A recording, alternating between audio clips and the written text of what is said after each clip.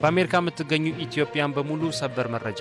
የአሜሪካ ከፍተኛ ፍርድ ቤት ወይም ሱፕሪም ኮርት በኮሎራዶ እና በሚኒያፖሊስ ከተማ ተይዘው የተለቀቁ የበርካታ ስደተኞችን ንብረቶች እንደ ስልክ፣ ጌጣጌጥ፣ የስራ ፍቃድ፣ የመንጃ ፍቃድ እንዲሁም ህጋዊ ሰነዶችን ጨምሮ የግል ንብረቶቻቸውን በ30 ቀናቶች ውስጥ አይሲ በነፃ እንዲመልስላቸው ውሳኔ አስተላልፈዋል። Apparently, Kristi Noem is speaking in an event right now. I'll try and figure out what that event is, but let's listen in. Just thank you for that and know that we pray for you, that God will have his hand on you and your family.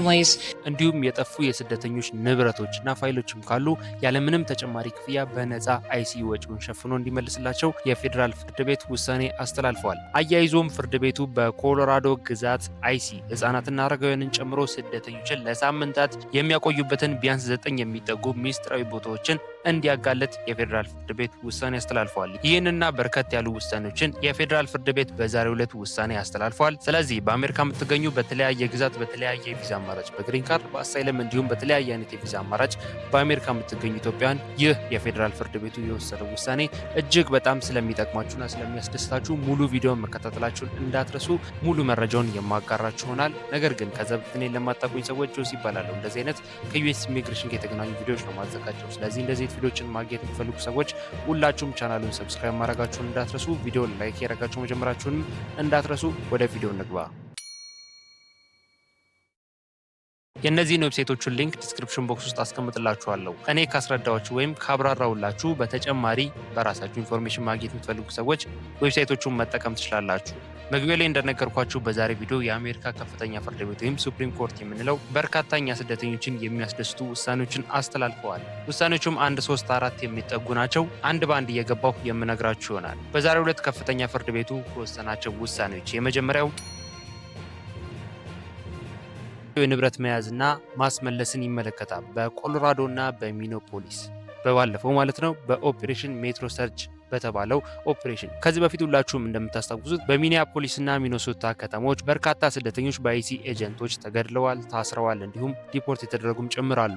ታዲያ በዛ ኦፕሬሽን ወቅት ማለት ነው የተያዙና የተለቀቁ በርካታ ስደተኞች ንብረት እስካሁን አልተመለሰም። እንዲሁም እስር ቤት የሚገኙ ስደተኞችም እስካሁን አሉ። ታዲያ የእነዚህን ስደተኞች ንብረት ፍርድ ቤቱ እንዲመለስ ወስኗል። ለምሳሌ እንደ ስልክ፣ ጌጣጌጥ፣ የስራ ፍቃድ፣ የመንጃ ፍቃድ እንዲሁም ህጋዊ ሰነዶችን ጨምሮ የግል ንብረቶቻቸውን አስቸኳይ እንዲመልስ ውሳኔ ያስተላልፈዋል። በኦፕሬሽኑ ጊዜ ማለትም በእስር ቤት በነበሩበት ወቅት ሊሆን ይችላል፣ ወይም በአጠቃላይ የስደተኞች የጠፋ ፋይልም ካለ እንዲሁም ደግሞ የጠፋ ሰነዶችም እንዲሁም የጠፉ ንብረቶችም ካሉ አይሲ በ30 ቀናቶች ውስጥ በራሱ ወጪ ለስደተኞች እንዲመልስ አስቸኳይ ትዕዛዝ አስተላልፈዋል። If you are Haitian, if you have family affected by immigration, if you care about asylum, TPS, or visa opportunities, this message is for you.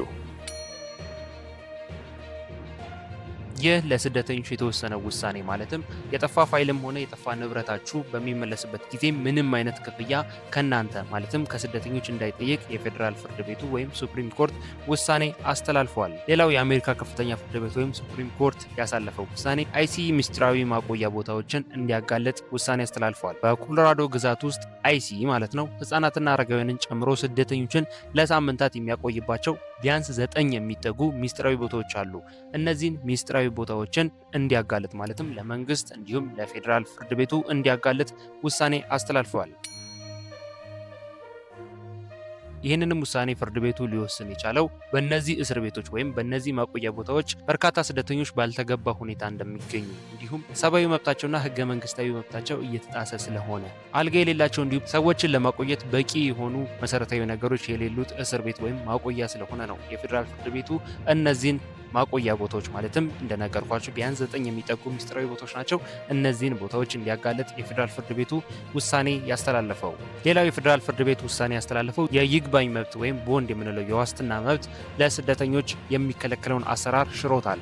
አሁን ስደተኞች ማለትም በአይሲም ሆነ በዲፓርትመንት ኦፍ ሆምላንድ ሴኩሪቲ በድንገት ብትታሰሩ ማለትም ህጋዊ ሳትሆኑ ቀርታችሁም ሊሆን ይችላል፣ ህጋዊ መሆናችሁ ሊሆን ይችላል ብትታሰሩ ወይም ወደ እስር ቤት ብትገቡ የዋስትና መብት መጠየቅ እንዲሁም የዋስትና መብታችሁም የመከበር መብት አላችሁ ማለት ነው። ማንኛውም ስደተኛ በህጉ መሰረት ዋስትና የሚያሰጥ ሁኔታ ላይ ከሆነ ዋስትና መብቱን ተጠቅሞ ከእስር ቤት መውጣትና መንቀሳቀስ እንዲሁም መስራት የዕለት ተዕለት ህይወቱን መቀጠል ይችላል ሲል ውሳኔ አስተላልፏል።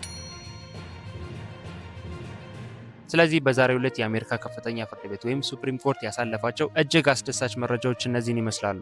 አሪፍ ኢንፎርሜሽን ሼር እንዳረኳችሁ ተስፋ አድርጋለሁ። ሐሳብ አስተያየት፣ እንዲሁም ጥያቄያችሁን ስለነዚህ ጉዳዮች ምን ትላላችሁ? ሐሳባችሁን ኮሜንት ላይ ጻፉልኝ።